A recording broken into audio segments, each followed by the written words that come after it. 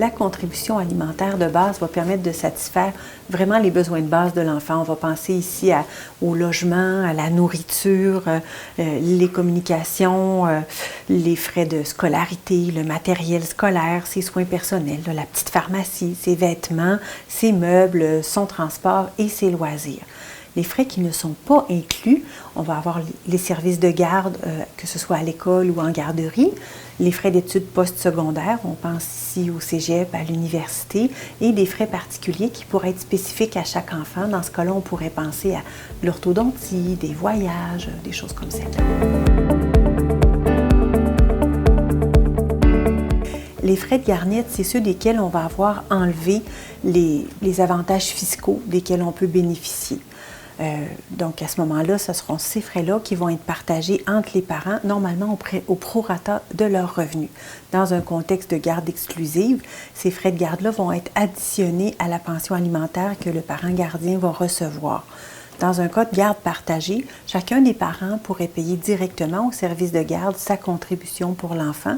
Mais on pourrait aussi faire le choix de les additionner à la pension alimentaire, comme dans le cas de garde exclusive. Donc, on a deux options dans ce temps-là.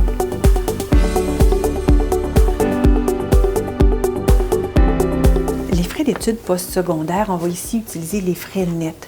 Donc, il se peut qu'on ait des frais qui vont être facturés par l'établissement. On parle également des manuels scolaires, de ce qu'il faut pour aller à l'école. On va déduire de ça les avantages fiscaux, s'il y en a, et on va aussi déduire les économies, par exemple, ceux obtenus à partir des régimes épargne-études.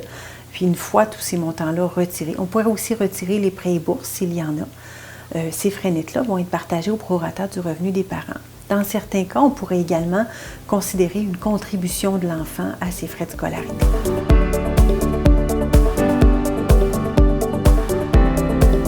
Les frais particuliers, encore une fois, c'est le principe du prorata qui s'applique, mais toujours dans ces contextes-là, il va falloir faire attention à l'entente préalable. Donc, pour qu'une dépense soit engagée et partagée, les parents vont devoir s'être entendus avant. Dans des frais particuliers, on pourrait penser à des achats de lunettes, des traitements d'orthodontie, un voyage scolaire, un permis de conduire. Donc, on s'entend et après, on va se partager ces frais-là au prorata ou selon une autre modalité qu'on aurait déjà convenue en médiation.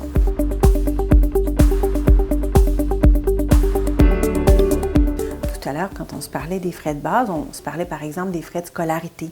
Mais un enfant qui fréquenterait un programme d'études particulier ou une école privée, bien, ce frais de base-là deviendrait un frais particulier. Et donc, après entente entre les parents, on se partagerait ces frais-là au prorata du revenu des parents. Il en serait de même pour, par exemple, une activité sportive qui serait particulièrement coûteuse. On a des jeunes qui vont participer à des sports de compétition ou avoir des équipements sportifs assez coûteux. Donc, une fois de plus, après entente, on se partage ça au prorata.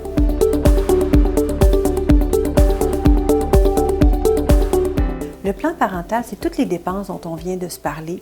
C'est d'être capable de prévoir ça. En médiation, on va prendre le temps de s'asseoir, de réfléchir à, bon, mais quelles vont être les dépenses qu'on peut anticiper pour l'année? On pourrait choisir d'avoir un compte enfant dans lequel, à chaque mois, on va déposer un montant et assumer les dépenses à partir de ce compte-là.